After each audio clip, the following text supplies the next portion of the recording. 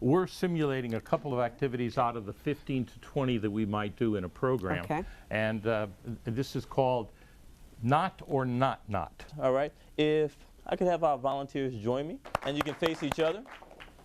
So if you were to take a look at this, as well as Andre and David behind me, right now it just looks like a rope. But if you notice, I have an end here, okay? And I also have an end over there. Suppose I had Natalie come over here, and you're not going to do that yet, but Natalie would pick up this end of the rope. And Pamela picked up the other end of the rope. And Pamela were to take the end of the rope and walk through that door, and Natalie likewise this way. If you guys were to pull the rope vertically, would this end up in a knot or not? If we were to pull this rope, if Natalie pulled this in and Pamela pulled that in, would it end up in a knot or not? By show of hands, how many people from where you're sitting think it is a knot? Raise your hand. Okay. How many think it's not a knot? Raise your hand. Well, let's see how well they did with their convincing. Well, here's the thing. We're not going to pull the rope as of yet. Yeah. Right. What I need to happen, because right now we're talking about what we think and what we see and how we get others to think like we think, how we get others to believe what we believe. I'm going to actually ask David if he can come forward and do something else with you, with the whole audience, before we go to the next level of is it a knot or not. All right, David. Thank you. You can sit down. Thank you so much. Please stand.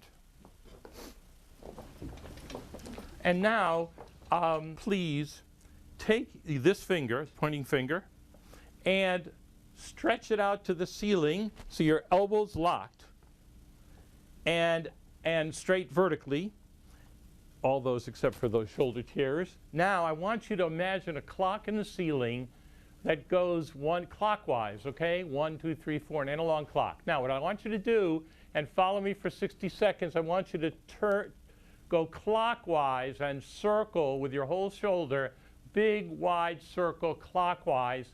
Then gradually bend your elbow so your finger is still pointing to the ceiling, and gradually circle your finger clockwise, but lower your finger so that it's circling clockwise until it's just below your eye or nose.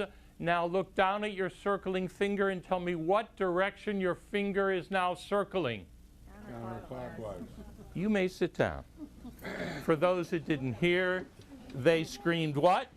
Counterclockwise. So, most of you said, I started clockwise, and then I looked down, and it was going counterclockwise.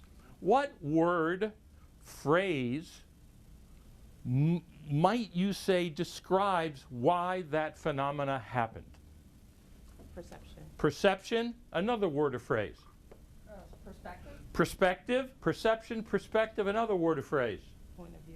Point of view. So let's take this. Perception, perspective, or point of view. There could be somebody else who says, you tricked us. But we're not going to take those responses, okay? So now, just think about this.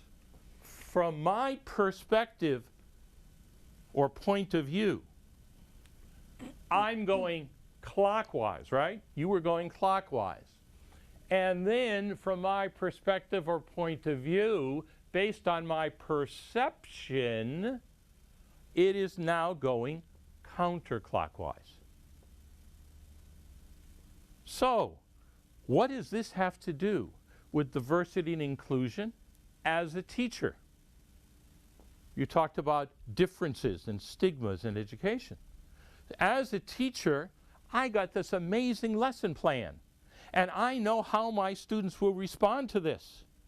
And I'm doing this, and it doesn't have to be a developmental challenge, although it could be. It could be a social style difference. It could be rural to urban. It could be something. What's the great story from the Peace Corps? You go to the Peace Corps in Africa, the great story where they're teaching math to the village young people. And it says, you have a gun, and there are 10 birds on the wire, and you shoot the gun, and you hit one bird. How many birds are left on the wire? And what is the answer? Let me hear. What is the answer? Don't be afraid of being wrong. 0. What's another answer? 9. Because in one culture, what we're saying is linearly, when I say I have 10 and then I shoot 1, there's 9. That's the right answer. And in that culture, when you shoot 1, the noise will scare off all the birds and there'll be none. And so from my perspective, the teacher says, wait a minute, from Dayton, Ohio, those kids don't get the math. And from the kids, they say, this teacher doesn't get the reality of our village. And both need to know the other person's perspective. So in business, whether it's in education or whether it's in national security, what we're looking at is I see it from this way, but before I go ahead and implement it, let me listen and understand where others see it. First, seek to understand, and then only seek to be understood. Very good. Thank you.